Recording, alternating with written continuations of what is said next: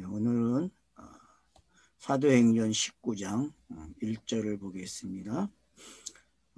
우리가 이제 사도 바울의 1차 전도 여행 또 2차 전도 여행을 통해서 사도 바울이 복음을 전하는 게 어떤 거였고, 그리고 우리는 전도 여행이라는 말보다는 그냥 성경이 기록되는 차서를 읽어야 하는 게 훨씬 낫다, 유익하다는 걸 알게 되죠.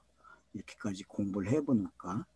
그러면서 이제 각 지역에서 어떤 그 성경이 전해오던 방식들, 뭐 쉽게 얘기하면 공간복음서가 기록하는 방법을 사도행전도 따라가고 있다. 그래서 누가복음의 모습이 사도행전 속에 그대로 들어와 있다, 그렇게 볼 수 있죠. 왜냐하면 사도들의 복음을 전하는 방식은 결국 예수와 그리스도를 전하는 거였는데, 그 예수와 그리스도를 전하는 그 내용이 바로 공간복음서에 기록되는 그 은익이 뛰쳐나오는, 공개되는, 해석되는 그런 방법이 바로 사도행전 속에 그려지고 있다. 그래서 베드로와 바울의 중심으로 기록되고 있는 이 내용들 속에 주연을 멋있게 해주는 사람들이 등장을 한다는 거죠.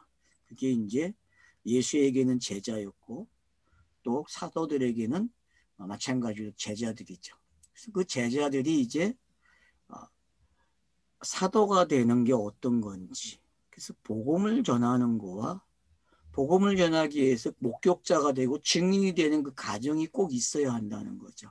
이런 개념들이 우리가 공간복음서와 사도행전 속에서 잘 익숙하게 훈련이 돼야 한다는 거죠. 그러니까 한국교회가 제자훈련을 시켰는데 제자훈련을 마치는 게 어떤 건지를 잘 설명을 못했다는 거죠. 물론 표현을 못했지만 그들이 다르게 표현한 거는 볼 수 있어요. 그러니까 오카는 목사님도 제자라는 단어를 써서 교육을 시켰고, 결국은 제자와 성령과의 관계를 알기 때문에 오슬준 신학을 받아들이게 되고, 결국은 그게 믹서가 돼서 지금의 어떤 그 모습이 있는 건데, 그래서 한국교회는 항상 이 제자의 모습과 성령 운동이 같이 있는 거죠. 그러니까 이런 모습이 왜 한국교회에 있게 됐는지, 그러니까 어렴풋이 성경을 안다는 거죠. 성경이 가르쳐주고 있는 어떤 걸 알고 있는데 안을 들어가서 보니까 내용이 없는 거예요. 어떤 내용을 자기들이 설파를 해야 되고 가르쳐야 되는지에 대해서는 잘 모른다는 거죠. 그래서 저와 여러분이 먼저 제자가 되는 게 어떤 거고 사도가 되는 게 어떤 건지. 사도가 됐다는 거는 복음을 말하는 걸 사도라 그러거든요. 그러니까 제자로서 그 예수의 생애를 담은 거죠. 제자의 모습은. 그래서 그 생애의 모습을 펼쳐놓는 걸 뭐라 그래요? 그걸 해석해서 내놓는 거를 사도라 그러죠. 그래서 사도행전은 말 그대로 사도들의 행전인데, 그것이 사도들과 일곱 집사의 관계 속에서 설명이 되어지고, 또 일곱 집사들 속에서 또 다른 무리가 또 설정이 되고, 그래서 바울이라는 사람은 재밌는 사람이죠. 사울과 바울이라고 하는 두 관점을 가져와서 하나의 관점에서, 이 관점에서 이쪽으로 어떻게 이전이 되는 건지, 그래서 제자의 관점에서 옛것에서 어떻게 새 것이 되는지를 설명해 주는 아주 좋은 모델이 될 수 있죠. 아볼로도 마찬가지죠. 아볼로가 복음을 전하는 사람들, 그 사람들과 관계된 이야기를 보게 되면은 세례 요한의 세례를 알고 있고 성령의 세례는 알지 못하고 있는 거죠. 그래서 왜 이런 것들이 지금 18장과 19장에서 등장을 하고 있는지, 벌써 사도행전이 중반을 지나서 오고 있는데 저자가 왜 이것을 언급하고 있는지 우리가 한번 생각해야 될 부분이라는 거죠. 아볼로라는 사람의 등장과 함께 그로 인하여서 확인되어진 게 있다는 거죠. 세례 요한의 세례는 아는데 뭐는 모른다? 성령 세례는 모른다. 자, 오늘날 교회와 똑같습니다. 오늘날 교회도 세례 요한까지는 와요. 세례 요한까지는. 근데 성령 세례까지는 못 온다는 얘기죠. 그러면은 놓친 게 있다는 거죠. 그 놓친 게 바로 예수가 그리스도 되는 거를 아는 것 같은데 모른다는 거예요. 그러니까 성령 세례를 모르는 거죠. 그래서 우리가 다시 한번 내가 다녔던 교회, 나에게 좋은 추억이 있었고 또 나에게 실망도 줬던 그 교회가 놓친 게 뭔지를 알아야 돼. 막연하게 교회는 이래서 안 돼라고 하면 안 된다는 거죠. 이제는 우리가 성경의 근거를 가지고 그들이 왜 세례 요한만을 가지고 있는지, 왜 성령의 세례를 말을 하는데 없는지, 그런 것들이 같이 좀 찾아내고 이야기하는 시간이 됐으면 합니다. 그래서 이제 아볼로가 등장을 하죠. 1절에 아볼로가 고린도에 있을 때에 바울이 윗지방으로 다녀 에베소에 와서 어떤 제자를 만나. 자, 아볼로가 고린도에 있을 때예요. 그러니까 이렇게 나눠 놓죠. 그럼 아볼로의 위치, 아볼로의 포석 자리가 어디냐는 거예요, 도대체. 여러분 지금 아볼로는 제자에서 사도로 넘어온 사람들입니까? 어때요? 아볼로라는 사람 지금 우리가 잠깐 봤는데 18장에서도 보고 여기서도 보는데 아볼로가 지나가면 어떤 일이 일어나요? 18장 24절부터 아볼로가 나오니까 유대인인데 거기 24절에 뭐라고 표현되어 있어요? 유대인이면서 에베소서에 이르니 이 사람은 언변이 좋고 성경에 능통한 사람이라. 그가 일찍이 주의 도를 배워 열심히 예수에 관한 것을 자세히 말하며 가르치나 요한의 세례만 알았다. 그러거든요. 그 요한의 세례만 아는데 브리스길라와 아굴라가 어떻게 해요? 가르쳐서 그가 영접한 사람이 됐다 그래요. 그러니까 아볼로가 사방에 다니면서 가르쳤는데 전부 뭐만 가르쳤어요? 뭐요? 세례 요한의 세례만 가르친 거예요. 세례 요한. 그러면 여러분 예수가 입장할 때에 그 유대 땅에서의 그 모습이 그려진 거죠. 그죠? 예수가 30세가 돼서 정식으로 등장할 때에 그때 세례 요한이 어떤 일을 해놨어요? 세례 요한이 말 그대로 세례를 베풀었어요. 회개의 세례를. 그 시대와 왜 이렇게 똑같이 아볼로라는 사람을 가져와서 이 똑같이 놓느냐는 걸 한번 따져봐야 된다는 거죠. 그 이유가 뭐죠? 뭐 강성실이 대답할래요? 그 이유가 뭐로 보여요? 찾아가는 과정이니까 가정을 한번 이야기해봐. 답을 내놓지 말고. 왜 똑같을까? 공간보금소의 포석과 깔아놓는 게 지금 똑같거든요. 근데 그 시기가 지금 상당히 지났잖아요. 근데도 누가가 슬그머니 아볼로라는 사람을 등장해가지고 세례 요한까지 오는 게 어떤 거고 예수와 그리스도를 통해서 성령 세례를 주는 게 어떤 건지를 이게 구별을 해서 우리에게 가르쳐 주려고 해요. 그 의도성이 뭘까요? 이런 질문들이 지금 필요할 때라는 거죠. 이 질문을 안 하고 그냥 지나쳐 버리면은 저자가 의도한 것을 못 읽었다 할 수 있죠. 저자가 의도한 것을. 그래서 우리는 이제 저자가 의도한 것을 찾아내야 됩니다. 그러면 세례 요한의 역할이 뭐였죠? 세례 요한은 구약의 마지막 선지자로 자기가 해야 할 일을 해야 돼요. 누구에게 넘겨줘야 돼요? 성령 세례 줄 사람을 찾아서 그 사람에게 바톤을 넘겨주는 일을 해야 돼요. 확인하는 거죠. 공식적으로. 이 사람이 바로 그리스도야라고 이야기해줘야 한다는 거죠. 그게 세례 요한의 역할이에요. 그래서 세례 요한의 역할을 아볼로가 해요. 그래서 그가 다니는 곳마다 세례 요한에까지 와요. 구약에 능통한 자니까 구약 성경에 능통한 자니까 그 일을 했겠죠. 그래서 펼쳐놨어요. 근데 많은 사람들이 그래가지고 세례까지 받아요. 세례까지 오면은 공간복음서에서 말하는 거를 넘어가지 못하는 거예요. 공간복음서가 말을 해서 넘겨주는 일을 해야 되는데 그 일을 아볼로와 아구스글라가 한 거죠. 앞에서 아볼로 뭐 누가 했죠? 그게 브리스길라와 아굴라가 한 거죠. 그죠? 브리스길라와 아굴라가 했어요. 그 일을 넘겨주는 일을. 그 아볼로 자신을 넘겨놨죠. 넘겨놨는데 그가 이미 고린도와 주변에 있는 모든 데 돌아다니면서 세례 요한의 세례까지 가르쳐놨단 말이에요.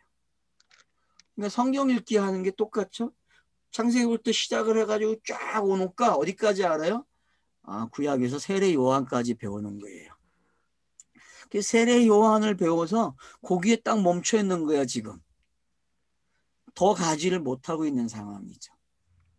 그러면 사도행전을 읽고 있는 독자들이 해야 할 일이 뭐냐 하면은 내가 세례 요한을 통해서 그리스도로 넘어가는 일이 일어났는지를 확인하라는 거죠. 자신에게 차서가 넘어왔는지, 내게 옛것의 관념에서 새것의 관념으로 넘어왔는지를 확인해 보라는 거죠. 제자라고 하는 입장에서 사도로 넘어오는 일이 일어났는지, 이런 단어들을 좀 사용해서 본인에게 질문을 해야 될 시간이 온 거죠. 그래서 아마 저자는 우리에게 익숙한 방법으로 지금 설득을 하고 있죠. 어디까지 와야 된다? 사도라는 말까지 와야 되고 네가 복음을 전하는 자까지 와야 돼. 근데 복음을 전하는데 뭐가 있어요? 세례 요한의 세례만 가르치면 안 되고 성령 세례도 가르쳐야 돼. 이 말을 하고 있는 거죠. 이게 이제 구별이 돼야 된다는 거죠. 그럼 오늘날 우리가 나왔던 그 교회의 모습이 어디까지 와 있는지를 한번 따져봐야 돼. 내가 다녔던 교회가 세례 요한의 세례를 가리켰는지 아니면 그것도 못했는지도 찾아내야죠. 진짜 일반 종교와 같이 돼버렸는지 그나마 세례 요한의 세례 정도는 가리켰어라고 말할 수 있을지 아니면 성령 세례까지 왔어. 근데 세례 구약도 있고 세례 요한도 있고 지금의 성령 세례도 있는 것 같아. 근데 들어가 보면 알맹이가 없어. 어떤 것이 맞을지는 각자가 확인할 수 있죠.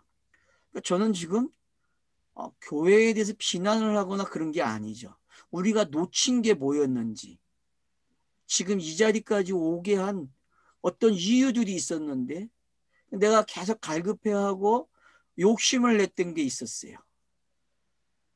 근데 그런 부분들이 이제는 명확해질 수 있다는 거죠. 이 본문을 읽으면서. 그래서 저와 여러분이 좀 질문을 하면 좋겠어요. 저자가 왜 지금 18장 24절부터 계속 아볼로라는 사람을 끄집어오고 그래서 그거를 지금 뒤엎고 그거를 보충하는 일을 누가 해요? 사도 바울과 브리스길라와 아굴라가 하고 있다는 걸 알게 되는 거죠. 그래서 그런 일들이 기록됨으로써 1차, 2차, 3차가 이제 뭔지 알게 되는 거죠. 1차 전쟁의 무게와 2차 전쟁의 무게 그리고 이제 3차로 넘어온 이 무게가 서로 달라진다는 거죠. 그래서 에베소서라는 곳이 어떤 곳인지 그래서 에베소서는 여러분 사도 바울이 기록한 에베소서를 잘 읽을 수 있는 방법이 이 고민을 해야 읽을 수 있다는 거죠. 이 고민. 아볼로가 말한 그 세례 요한에서 어떻게 교회로 이야기가 될 수 있는지 에베소 교회는 교회론을 이야기한다고 신학자들이 정의를 내려놨거든요. 맞아요. 교회에 관한 이야기예요. 근데 보이는 교회당을 이야기하는 게 아니라 신부가 된 교회를 이야기하고 있다는 거죠. 신부가 된 교회. 신부가 된 교회는 세례 요한의 세례 가르침은 절대 안 되는 이야기예요. 성령의 이야기가 돼야만 뭐가 되는 이야기예요? 신부가 되는 이야기, 신랑, 그리스도의 신부가 되는 이야기가 되는 거죠. 그게 교회의 이야기예요. 그러니까 그런 관점에서 여러분들이 에베소서를 읽게 되면 되죠. 근데 에베소서는 기가 막히게 그 교회가 언제 시작됐는지 설명해요. 그게 하늘에서 뜻이 이루어졌다고 시작해요. 그러니까 교회는 이미 하나님의 세계에, 그 하나님의 세계에 완성되어 있었고, 그 완성된 그것이 땅으로 내려와서 계시가 되고 물질 창조가 되고 문자 창조가 되면서 그게 세례 요한의 세례로 1차가 마무리되는 거죠. 그리고 세례 요한의 세례에서 다시 어디로 넘어갑니까?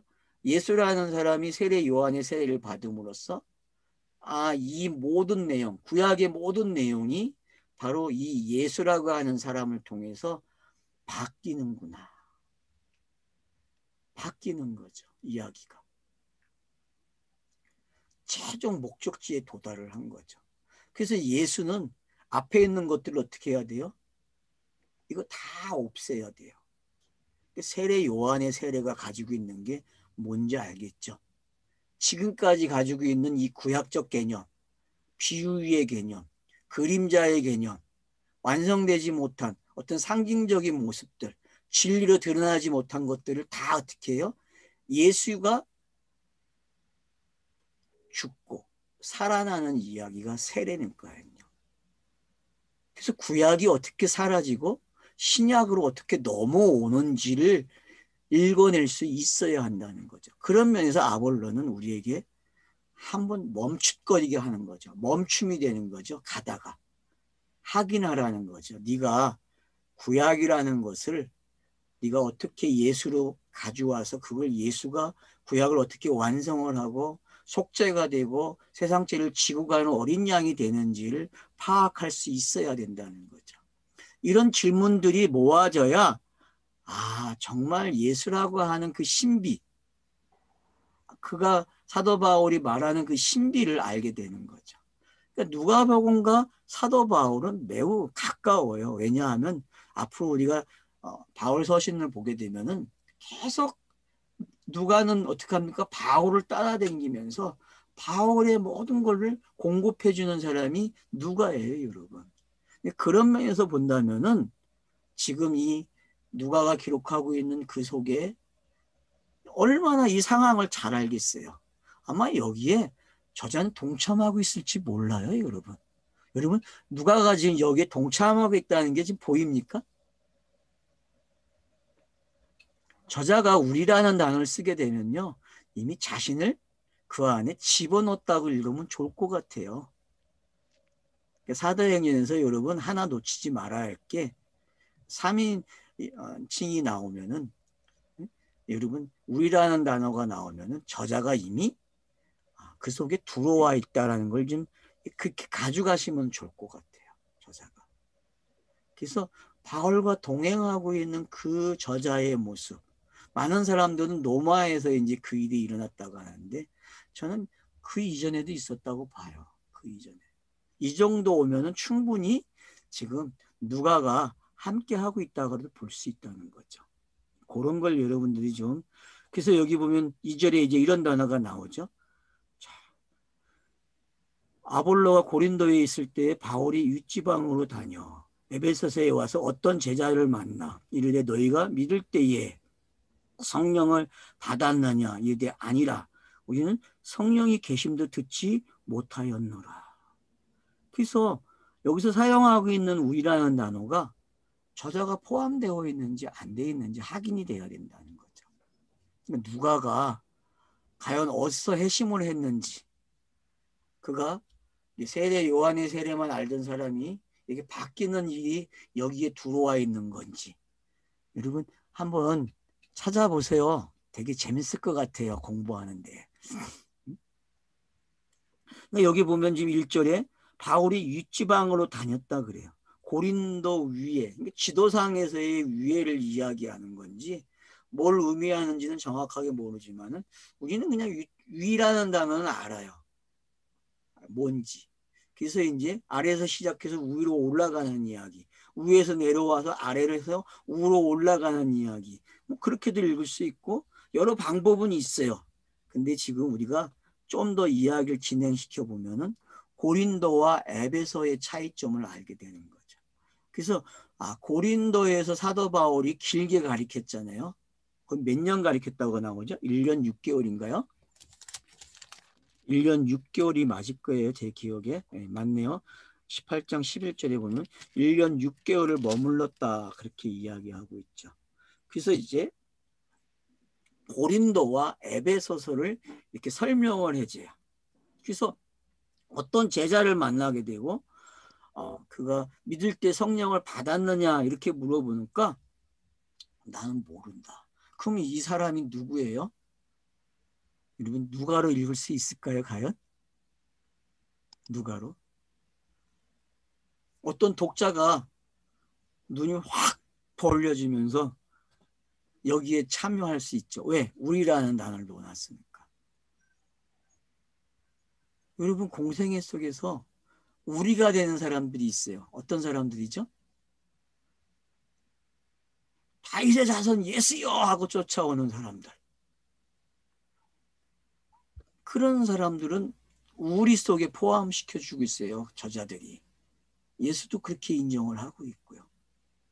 그래서 죄인에게는 의사가 필요하다. 병자에게는 의사가 필요하다. 깨끗한 자는 내가 필요가 없다. 그런 얘기까지 하게 되는 거죠.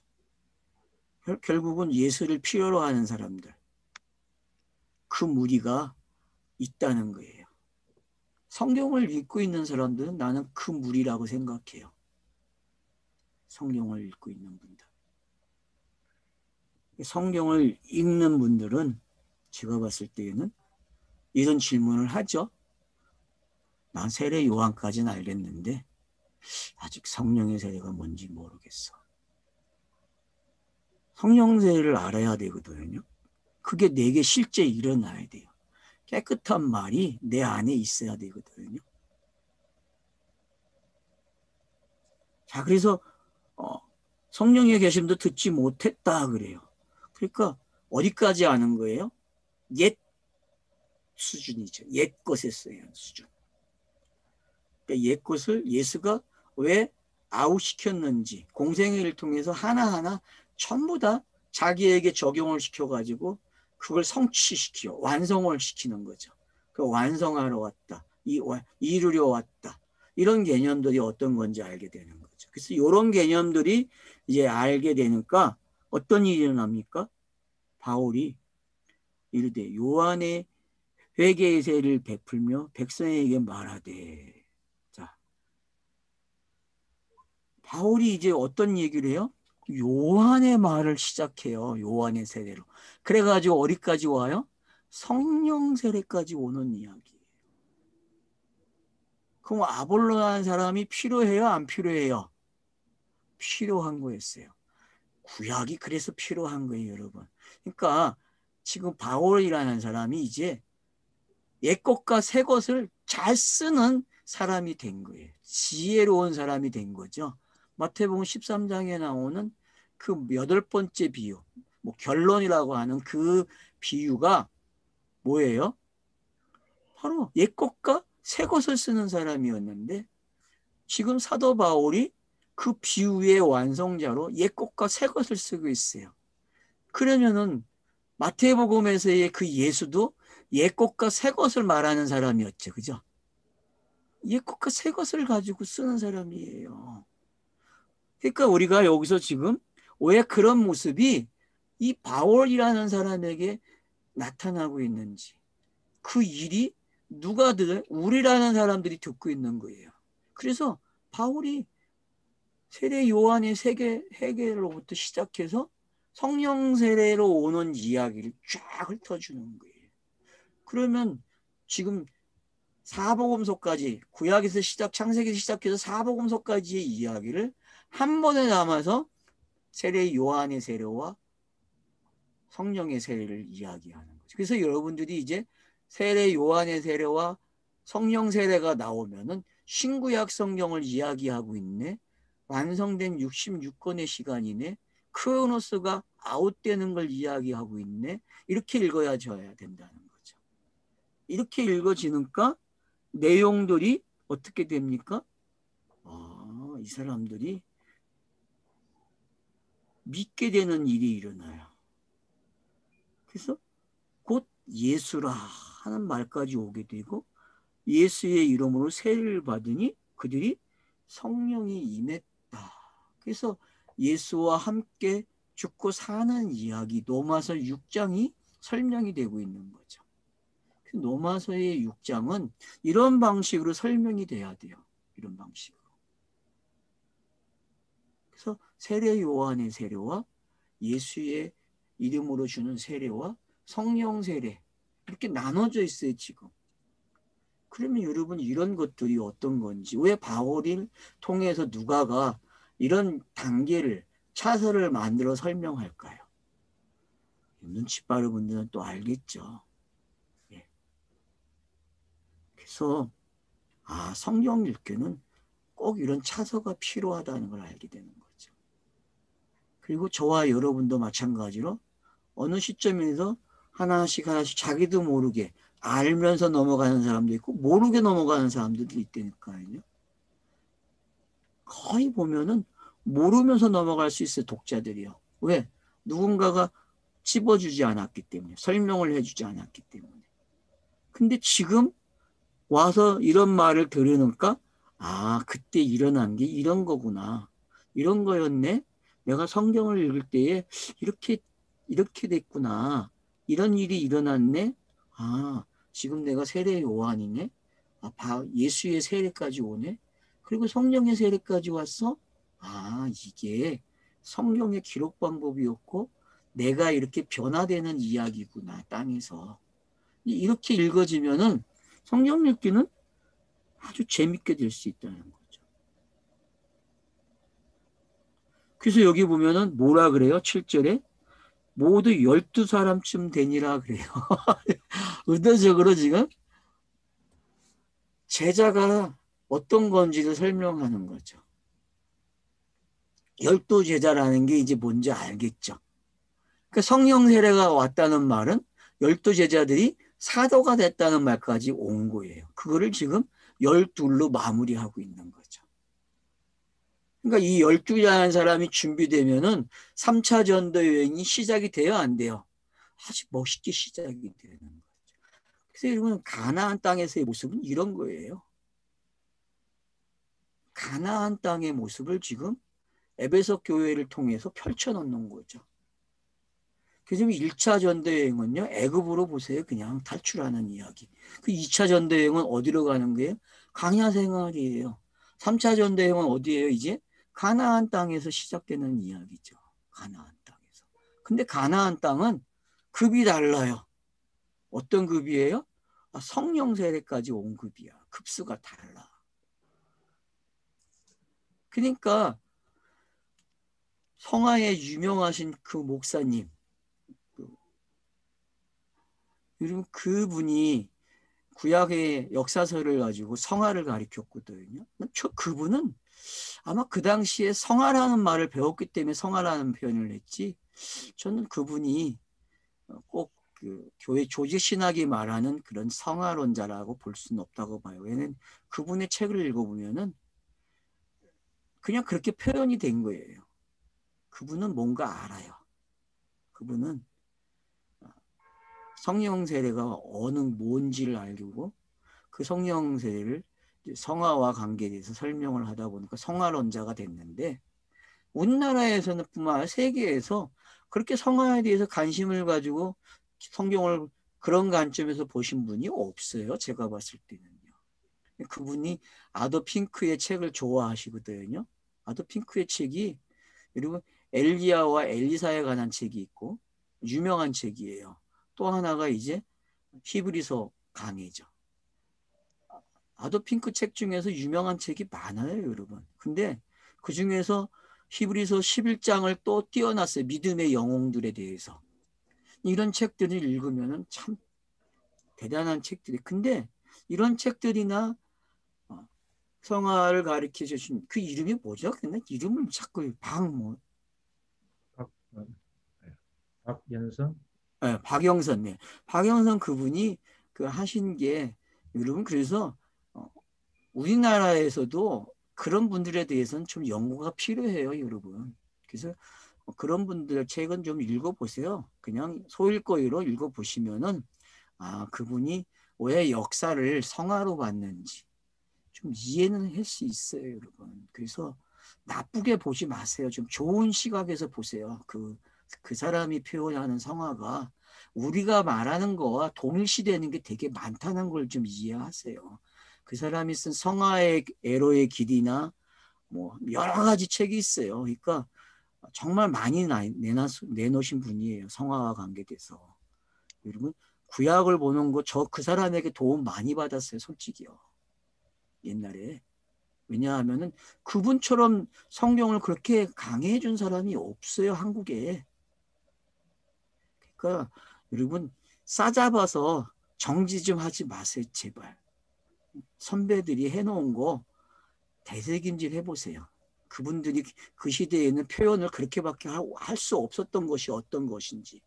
그리고 지금은 그런 분들을 밟고 올라서서 심을 밟고 올라선 거지 우리가 그냥 되지 않아요. 왜 역사를 거슬러서 자기들이 그냥 태어난 것처럼 이야기합니까? 절대 그러지 않아요.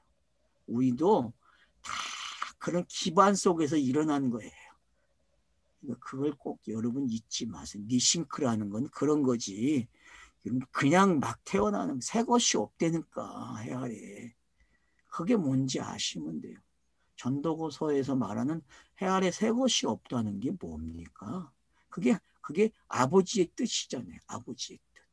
아버지의 뜻은 해아래 새 것이 없다니까 매일 반복되는 똑같은 이야기란 말이에요. 그래서 그런 그 부분들을 좀 잘 간파하시면 좋을 것 같아요. 그러면 보세요. 1절로 6절까지 지금 뭘 만들어 놨어요? 사도 바울이 에베소에서 뭘 할지를 설명한 거예요. 이 사람들의 수준이 지금 어디예요? 세례 요한의 수준까지 와 있으니까 그걸 예수로 와야 되고 성령으로 오는 일을 기록하겠죠. 뒤에 이제. 그러니까 8절부터 그 이야기가 시작이 되는 거예요. 그래서 두란노서원에서 사도 바울이 가르치는 이야기가 시작되는 거예요. 그러면 세례 요한의 세례가 교정이 돼요?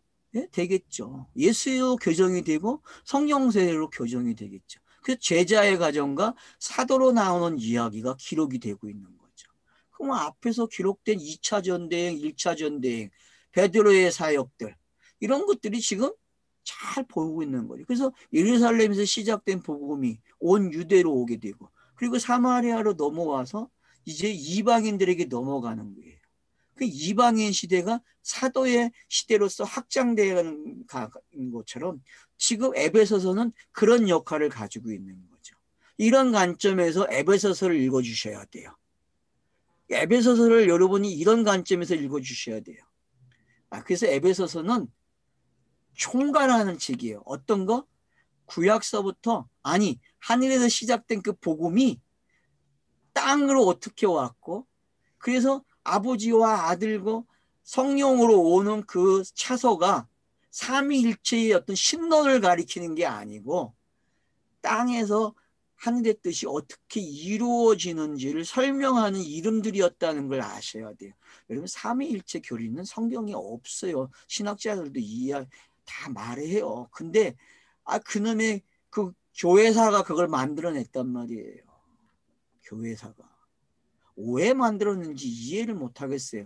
많은 사람들이 죽었어요. 이단으로. 힘이 없으면 이단이 돼서 죽었다니까 그 당시에. 그걸 만들 때. 그래서 지독론에서 양성론하고 삼위일체 교리는 역사 속에서 제일 많이 죽어요. 사람들이. 엄청나게 죽어요. 왜 몰라가지고.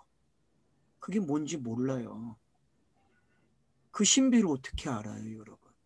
그걸 신학으로 풀면 안 돼요. 성경 읽기 속에서 자연스럽게 풀어지는 게 내용이 돼야 되는데 그걸 신학으로 만들었기 때문에 그래요. 성경 읽기를 하라는 것은 신학이 되지 말라는 거예요. 성경 읽기 속에서 그게 녹아있다니까요. 그게 어떤 건지. 그걸 근데 딱 틀을 만들어서 거기에 집어넣어 버리니까 그 틀 속에 안 들어오는 해석들은 다 이단이 돼버리는 거예요. 그게 역사의 오류죠. 그래서 여러분들은 에베소서와 관계돼서 지금 에베소서를 읽으시면서 하실 일이 바로 그런 부분들을 좀 정리를 하시라는 거예요.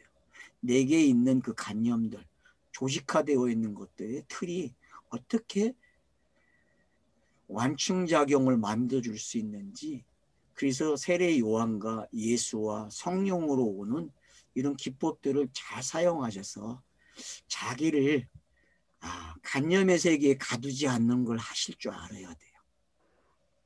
그게 바로 에베소서에서 일어나는 일이에요. 자, 그러면 이제 시작해 볼까요? 8절입니다.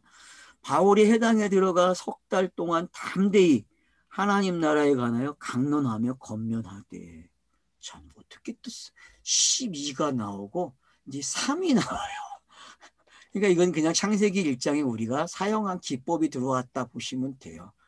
이미 창세기에서 이런 것 다 다뤘기 때문에.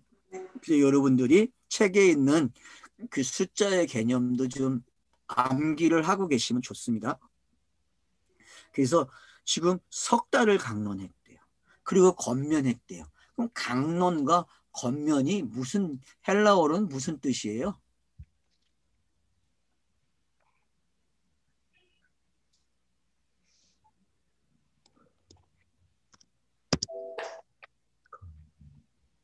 강론은 디아 레고마이 가지고 철저하게 말하다. 철저하게. 언제나 내고가 들어갔죠. 네. 설교하다. 권면이 뭐 설교하다예요? 권면은 페이도 해가지고 확신하다. 확신하다. 그러니까 가르쳐서 딱, 그러면 여러분들이 이제 예수의 산상수훈이 강론이 될 수 있는 거죠. 그죠? 산상수훈. 예수의 상산수훈은 강론이죠. 여기서 단어로 보면은. 그리고 권면했다는 건 뭐예요? 확신이 있게 하는 거죠. 그래서 마태복음은 어디까지 오게 해요? 강론으로 시작해가지고 확신을 갖게 하죠. 우리가 성경을 읽게 되면은. 근데 그 말이 어떻게 들어왔어요? 앞에서는 세례 요한의 세례, 그리고 예수에 관한 세례, 그리고 성령의 세례를 알게 되는 거죠. 그래서 이런 것들이 여러분이 흘러가는 흐름, 이 차서들이 잘 이해가 되시면 좋을 것 같아요. 그래서 강론과 권면 3달 동안 했어요. 그러면 3달은 뭐예요? 그냥 살 길이에요. 차서를 넘겨준 거예요. 강의를 했어요. 그러니까 가르쳤어요. 확실하게. 아주 면밀하게 가르쳤죠. 그러니까 그들이 확신에 차요. 그러면 앞에 1절로 6절을 7절까지를 어떻게 해요? 요 8절에다가 담은 거예요. 그래서 그 결과를 어떻게 기록해요? 이렇게 기록하죠. 어떤 사람은 마음이 굳어 순종하지 않고 무리 앞에서 이 도를 비방하고는 바울이 그들을 떠나 제자들을 따로 세우고 두란노 서원에서 날마다 강론한다. 자, 항상 무리는 반응이 둘로 나오죠. 공간복음서에서도 둘이 나왔어요. 무리는 항상 그래. 역사서는 아닙니까? 구약의 역사서에서도 선지자의 말을 딱 던져 놓으면은 반응이 둘로 나타나는 게 역사서 기록이에요.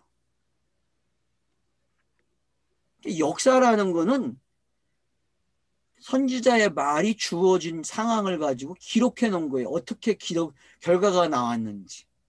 그러니까 여러분 역사서를 읽을 때 이런 관점에서 읽으셔야 돼요. 선지자의 말이 주어지면은 크로노스 상황에서 역사 속에서 뭐가 결과가 나왔는지, 그래서 둘을 기록해 줌으로써 독자들에게 선지자의 말이 어떻게 차서를 통해서 결론에 오는지를 설명하는 방식으로 기록된 거예요. 근데 이거를 고지곳대로 그냥 역사를 읽고 세대주의 관점에서 관찰을 하고 해석을 해요. 그러니까 오류가 생기는 거예요. 여러분 역사서는 그렇게 읽는 거 아니에요. 그래서 역사서에서 실수를 하지 말라고 선지자들이 개입을 하는 거예요. 왜?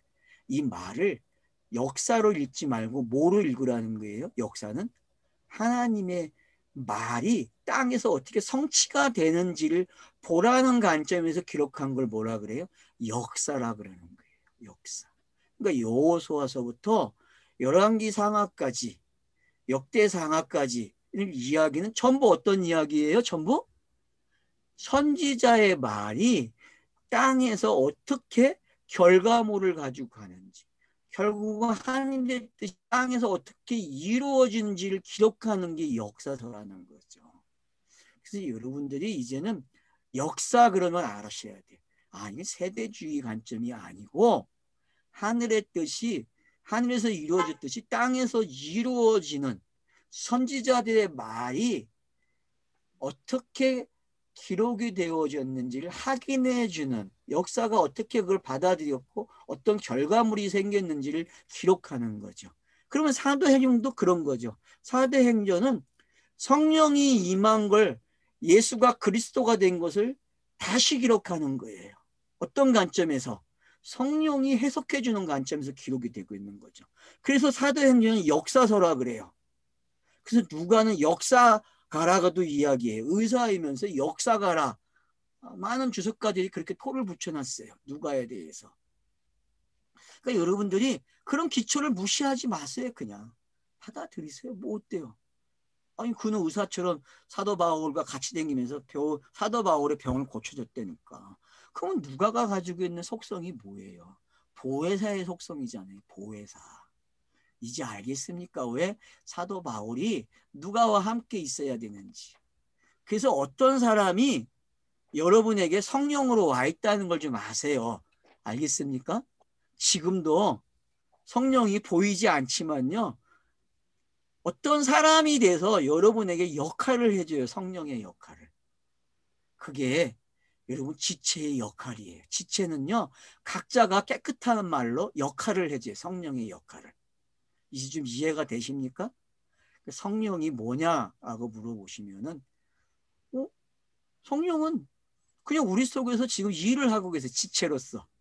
그래서 서로 마디마디가 연결되게 해가지고 각자의 일을 하게 한다는 각자의 역할을. 그게 성령이 하시는 일이에요. 결과로만 알아요. 우리는. 성령이 영이시기 때문에 몰라요.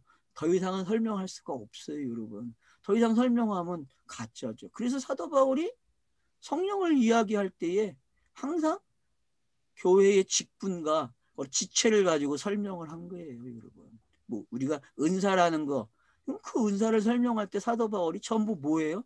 그게 성령을 설명하는 거예요. 땅에 나타난 표시죠. 나타난 표시.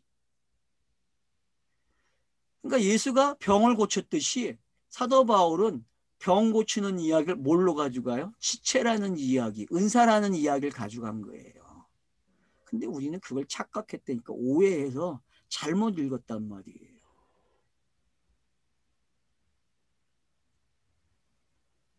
그러니까 땅에서는 항상 반응이 어떻다? 둘이 있다.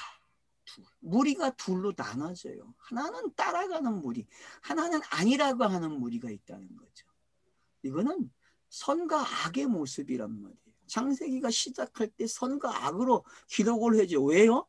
인간이 가지고 있는 문화가 그래요. 인간은 이렇게만 설명해야 알아먹어요. 그래서 기록 방식을 둘로 가져가는 거예요. 한쪽 무리는 세례를 받는 무리고 한쪽 무리는 거세게 반대를 하고. 그래서 그 제자라고 하는 사람들을 어떻게 합니까? 따로 모아서 가르치는 거예요. 그게 두란노 소원이 되는 거고. 오늘날 한국교회에 두란노 소원이 있는데 이런 역할을 좀 알고 제대로 했으면 좋겠는데 하려고 노력은 하고 있지만 새로운 걸 많이 도입하지만 결국 문제를 일으키고 있는 거죠. 두란노 소원이. 제가 책에도 썼죠. 두란노는 큐티를 가져온 거에 대해서 책임을 지라고. 답변을 하면 좋겠어. 책이 전달돼가지고 거기에 대해서. 두란노 소원은 그 책임을 져야 돼요. 자기들이 파이디온하고 두란노는 역사적으로 큐티를 가져온 사람들이에요. 단체로서. 여러분 꼭 물어봐야 돼요. 당신들 이거 왜 가져왔냐고. 그래서 지금 어떤 결과물이 있는지 여러분 내놓아 보라고. 냉철하게 평가를 하라고 조언을 해야죠. 그래서 두란노 서원의 이 책이 한번 갔으면 좋겠어. 읽어보라고. 요 페이지를 좀 읽어보고 대답 좀 하라고. 그러면 반박하는 설명이 나오겠죠.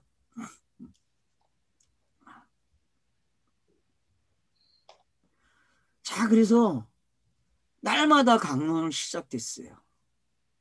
날마다. 2회 동안 이같이 하니 2년을 했대요. 그러면 여러분 2년을 한 게 아니고요. 2라는 거를 확실하게 가르치는 거예요. 2와 5가 짝이죠. 그죠? 그러니까 여러분 2라는 단어는 항상 뭐를 가지고 있어야 돼요? 5를 가지고 있어야 돼요. 그래야 설명이 되는 거예요. 2는 둘째 날은 뭐였어요, 여러분? 물이 궁창이 나누는 일을 한 거고, 다섯째 날은 어떤 일을 했어요? 만드는 거예요. 물에서 뭐가 나와요? 물고기가 나오고, 탄닌이 큰 물고기가 나오고, 그리고 새가 되는 이야기예요. 그리고 처음 단어가 나오죠. 복을 주셨다 그래요. 복을 주셨다. 그래서 그 복이 하나님의 형상까지 가는 거예요. 그 복이.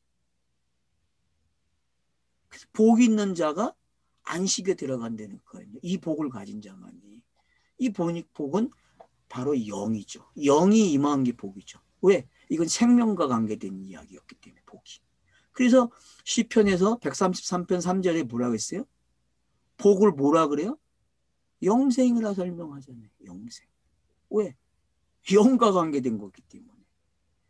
생명이 계속 있는 거예요. 그래서 모든 물고기서부터 동물들은 다 주 목적이 왜 땅에서 사역이 뭐예요? 낳는 거야. 그렇죠? 만나서 짝을 이뤄서 번식하는 게 복이에요, 여러분. 최고의 번식이 뭐예요?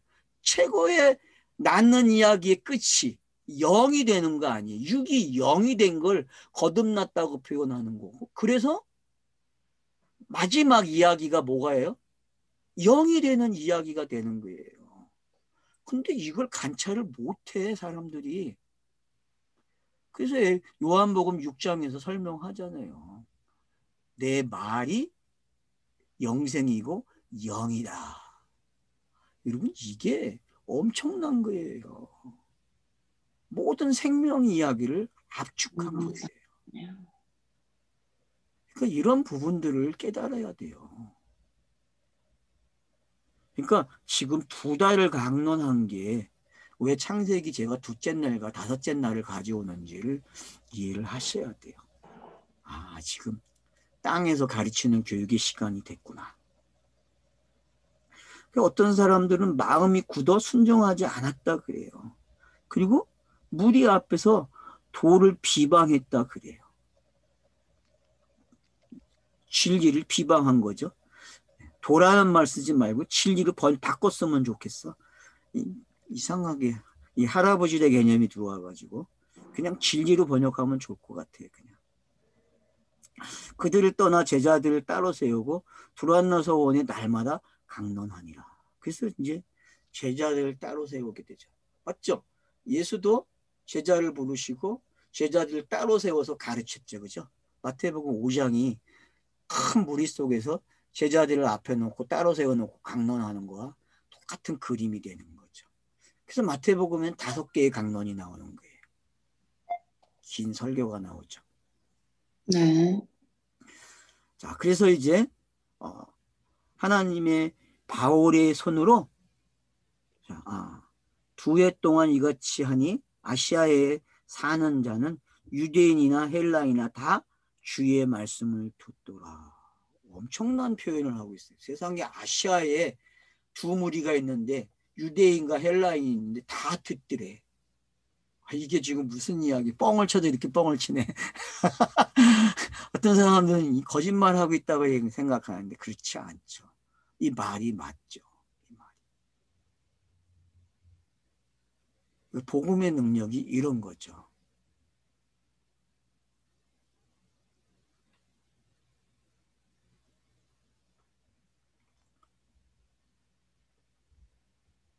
그러니까 아마 제가 봤을 때는 말을 맞춘 것 같아요. 번역이. 그죠? 나중에 목사님 혼자 연구 좀 해보세요. 재밌을 것 같아. 이 본문이. 그런 뉘앙스로 뭐 표현됐겠죠. 예, 그러니까 두 해를 가르치니까 아시아에서 이런 사람들이 믿게 되었다, 뭐 왕성했다, 뭐 여러 가지 표현들이 있겠죠. 20절에 가면 흥왕했다, 세력을 얻었다, 이렇게 또 변화가 되거든요. 이런 표현들이. 그러니까 우리 할아버지들이 한문을 갖다가 이렇게 표현해서 써놨기 때문에 여러분 꼭 사전을 참고해서 그냥 막 이해하지 마세요. 여러분 헬라어로 좀 확인을 하시는 게 좋습니다. 자, 고린도에서는 이제 아덴에서는 아레오바고에서 있고 여기서 이제 두란노라는 이름이 설정이 되고 있죠. 그래서 아덴에서는 아레오바고, 에베소서는 두란노라고 하는 것을 통해서 지금 어떤 일이 일어나고 있는지 설명해 주고 있죠. 그러니까 여러분 여호수아서 보면은 어때요? 처음에는 가나안 땅을 다 정복했다고 기록을 해요. 근데 뒤로 가면은 남겨놨다는 말을 쓰거든요. 여러분 그런 기법과 이런 기법을 좀 이해를 하세요. 이해가 되죠? 그러면은 신학 용어에서는 이미와 아직이 있죠. 그러니까 이미와 아직의 개념이 좀 필요할 수도 있어요. 근데 꼭 그렇게 가져갈 필요는 없고 그냥 여호수아서에서 보면은 뭐라 그래요? 항상 다 정복했다 그래, 가나안 땅을요. 근데 하나님은 정복을 하죠. 근데 이스라엘에서는 정복을 해야 남겨놓죠. 그죠? 그런 표현들이 어떤 건지 아시면 돼요. 그런 감을 길러 놓으세요. 이런 거구나 그냥. 그러니까 그런 표현들이 사도행전에 여러 번 나온다니까요. 사도행전만 그렇으니까 바울 서신에도 그렇게 나오고 다 나와요, 여러분. 그러니까 그런 부분들이 성경 기록하는 방법이 땅에서 할 수 있는 유한한 방법이구나라는 걸 알게 되는 거죠. 자, 그래서 이제 하나님이 바울의 손을 놀라운 능력을 행하게 하시니 심지어 사람들이 바울의 몸에서 손수건이나 아치마를 가져다가 병든 사람에게 얹으면 그 병이 떠나가고 악기가 나가더라. 자, 여러분 이 장면 보면 이제 공관복음서가 어떻게 나왔는지 이해가 되죠. 제가 자꾸 공관복음서하고 연결을 시켜서 지금 보고 있는데 바울 사도 베드로도 마찬가지였죠. 누가복음 사도행전에서 죽었던 사람을 일으키고 많은 사람을 살려내고 하는 그런 그 기록들이 어떤 건지 맛을 봤잖아요. 바울도 똑같이 기록을 해주고 있는 게 왜? 바울과 베드로는 누구의 모습을 가지고 있어야 돼요? 예수의 모습이 있어야 돼요, 여러분. 그게 제자의 모습이죠. 사도는 제자의 모습이 확실하게 있어야 된다니까요. 그래서 지금 그 똑같은 기록을 하는 거예요. 그럼 마태복음은 아니니까 자, 강론을 기록하고 뒤에 8장 9장이 뭘 해요? 8가지인가 표적이 일어나요, 여러분. 제가 8가지로 알고 있는데 맞는지 안 맞는지 모르는데 하여튼 그 정도로 표적이 기록이 되고 있어요. 그리고 10장 가서 다시 제자들을 설명을 해요. 그리고 다시 또 뭐가 나와요? 또 이 표적이 나와요. 강론을 하면서. 그리고 비유가 13장에 나오는 거예요. 그러니까 이런 기법하고 사도행전에서 기록하는 기법이 어떻게 같은지. 근데 여러분 마가복음 보세요. 마가복음은 어때요? 강론은 거의 없어요. 비유하고 표적밖에 안 나와요. 마가복음은. 근데 누가복음은 어때요? 표적, 비유, 강론이 어떻게 해요? 그냥 뭉실하게 합쳐져 갖고 한 번에 그냥 기록을 해버려. 그게 누가복음이에요. 그러면 좀 이해가 안 돼요? 이게? 이런 방법들이 왜? 그래서 누가복음 오면은 독자들이 읽기가 좀 편해져요. 왜? 미천이 생겨가지고. 미천이 생겨서 결국은 누가복음 24장에서 결론을 내놔요. 예수로 있으면 안 되고 그리스도로 넘어와야 돼. 그게 성경이 말한 거야. 구약이. 다나크가 이야기한 거야. 그렇게 이야기하고 있는 거죠. 그렇게 결론을 내리고 요한복음으로 넘어오는 거예요. 그 요한복음으로 넘어오니까 어떤 얘기를 합니까? 해석이 되기 시작하네. 표적이 해석이 되고 예수가 강론한 것들이 해석이 되고 다 해석이 되는 거예요. 아, 이게 다 자기 이야기였구나 라는 게 해석이 되고 있는 거죠. 그래서 여러분들이 그 방법이 사도행전의 베드로와 바울의 모습을 통해서 그대로 재현되고 있는 걸 보실 수 있게 되는 거죠. 그래서 제가 성경 읽기를 하게 되면은 자기 안에서 재현이 된다 그랬잖아요. 묵상은 그런 거라고. 그래서 여러분 이게 좀 폭넓게 깨달아지시면 좋겠어요. 저 사람은 맨날 똑같은 말만 하네. 맞죠? 똑같은 말만 하게끔 성경이 그렇게 구성이 되어 있는데 어떻게 다른 말을 합니까?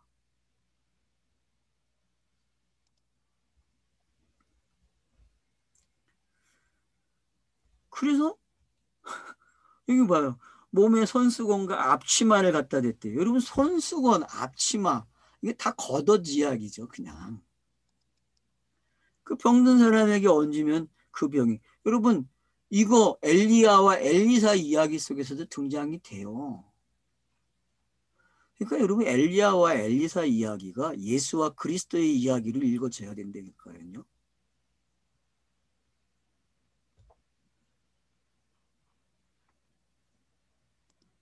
자, 그래서 이제 반응이 나타나기 시작하죠. 이에 돌아다니며 마스라는 어떤 유대인들이 시험 삼아 악기 들린 자들에게 주 예수의 이름을 불러 말하되 내가 바울이 전파하는 예수를 의지하여 너희에게 명하노라 하더라. 근데 여러분 이 일이 공관복음서에 있어요 없어요? 예수가 지나갈 때마다 귀신 들린 자들이 뭐라고 얘기해요? 하나님의 아들 예수라고 얘기하죠. 공관복음서에 그런 내용이 있잖아요. 지금 그거와 이거와 어떤 관계성이 있는지 보시면 돼요. 줄을 거놓으시면요. 그거보다는 좀 더 여기가 진화한 거죠. 내용상. 차서가 더 온 거죠. 그러니까 그렇게 읽으시면 돼요. 그러면은 지금 지금 성경 저자가 기억나게 하는 거예요. 어떤 거를요? 공관복음서를 기억나게 해주는 거예요. 기억나게 하면서 지금 이렇게 차서가 옮겨지고 있구나. 우리가 성경 읽기 하고 있는 방법이 확인이 되고 있는 거죠. 그러니까 잘 하시면 된다니까요. 읽기를. 그 시험을 하는데 어떻게 했어요? 어떤 결과가 날 것 같아요? 이들이. 그래서 여기 이제 보세요. 14절 15절. 유대의 한 제사장 스게와 일곱 아들이 이 일을 행하더니 악기가 대답하되 내가 예수도 알고 바울도 알거니와 너는 누구냐 그래요. 여러분 이 질문이 어떤 질문 같아요? 여러분 이게 종교가 하고 있는 일이에요. 종교가. 샤머니즘이 하고 있는 일이 이런 거예요. 그래서 샤머니즘과 종교가 어떤 건지 아셔야 되고요. 복음을 전하면서 일어나고 있는 그 표적, 그 차이점을 여러분들이 좀 구분하는 말을 좀 배웠으면 좋겠어요. 혼자 말을 좀 만드세요. 섞지 마시고 제발. 여러분 오늘 이 본문을 통해서 깨달아야 할 게 진짜 많아요. 이게 종교놀이의 형상이에요. 진리를 주면은 인간들이 어떻게 해요? 이렇게 받아먹어요, 여러분. 이렇게. 이게 유대교고 기독교라니까요. 결론이 뭐예요? 야, 내가 예수다 하고 바울을 아는데 너는 도대체 뭐니? 물어본다니까, 악기가. 그럼 그 악기가 뭐겠어요, 여러분? 그게 뱀 새끼지. 유대인이었고, 예수 자신이고. 그러면 여러분들이 지금 어떤 건지 이제는 알아야죠.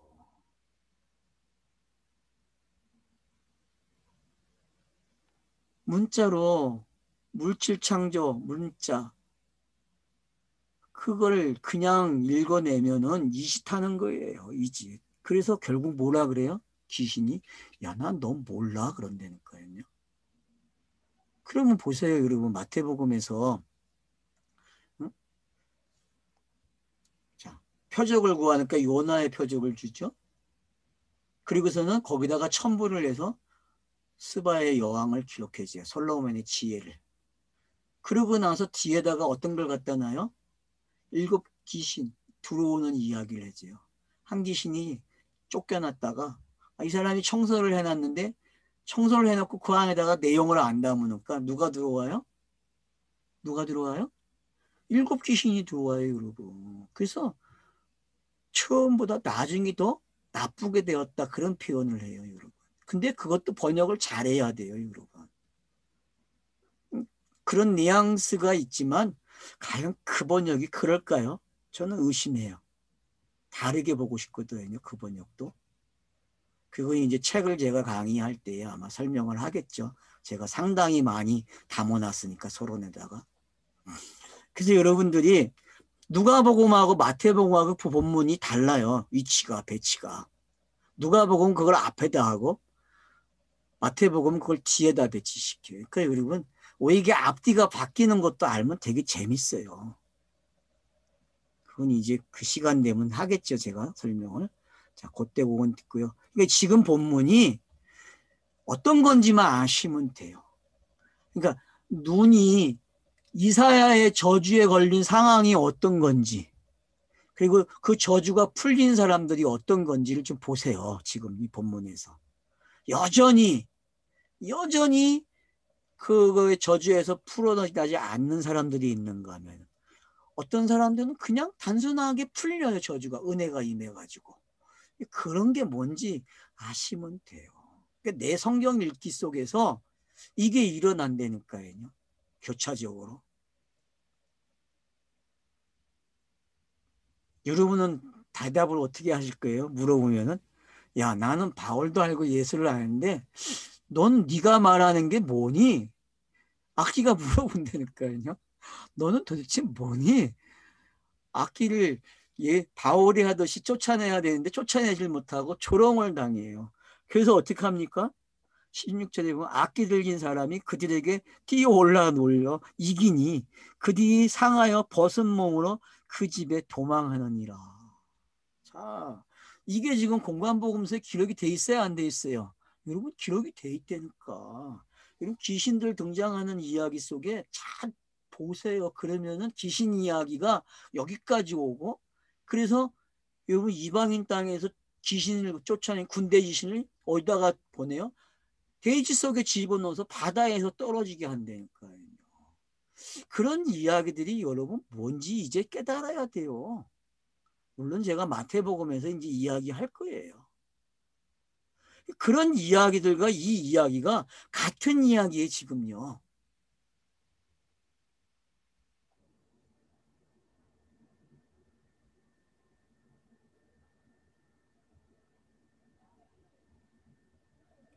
벌게 벗겨져요. 벌게 벗겨지면 좋은 거죠. 안 그랬습니까? 하하가 뱀의 말을 듣고 어떻게 돼요? 벗은 줄 안 된 거. 똑같은 거예요, 이게 지금요. 벗겨져야 된다니까요. 다윗 왕이 다윗성으로 법궤가 들어올 때 어떤 일이 일어났어요? 옷이 벗겨졌다니까요, 여러분. 그게 율법이 하는 일이잖아요, 여러분. 이걸 여러분 나쁘게 읽지 마시고 지금 이들이 어떻게 바뀌고 있는지 차서를 볼 수 있으면 좋을 것 같아요. 저는 그렇게 제안을 드리고 싶어요. 근데 우리 할아버지들 번역이 지금 어떻게 선과 악으로 기록을 해놨단 말이에요. 그러니까 공관복음서에서 벌써 실수를 했다는 걸 알죠. 구약도 번역을 잘못했다는 걸 알게 되는 거고. 그래서 여러분들이 이런 걸 좀 잘 읽어냈으면 합니다. 쉬었다 하죠.